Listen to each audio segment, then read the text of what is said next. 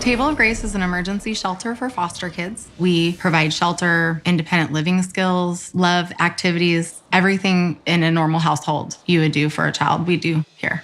I went into foster care at the age of 2. And by the time I was about 15, I had been in 10 different placements. When I finally asked my caseworker if I could just go into a group home. Russ Hansen was the group home therapist. And I remember telling him that I wanted to get legally emancipated.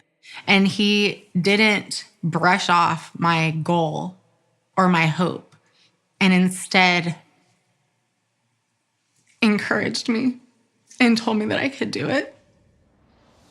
This therapist saw me not for what I was, but for what I could be. And he believed in me, and he helped me get a job and get prepared to be on my own. And when I was 16, I ended up getting emancipated.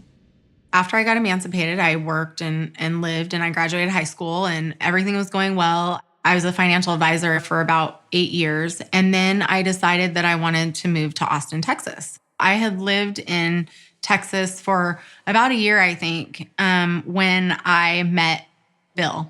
I told him about my dream and said, someday I want to open a shelter for foster kids. And at the end of dinner, I remember him saying, well, you know, if that's your dream, I think you should just do it. She was like, no, there's no way I can do this. To me, there was no way she couldn't do this. That night, he ended up emailing me an ebook called The Step-by-Step Guide to Opening a Group Home. And by the next morning at 10 a.m., I had read that entire book, and I was on step 5, ready to go. I actually thought that I was going to go from business to business and tell them what I was doing, and they were just going to write me checks.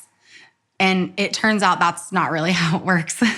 But she saw that people were attracted to her story, to her passion, to her energy, and wanted to help.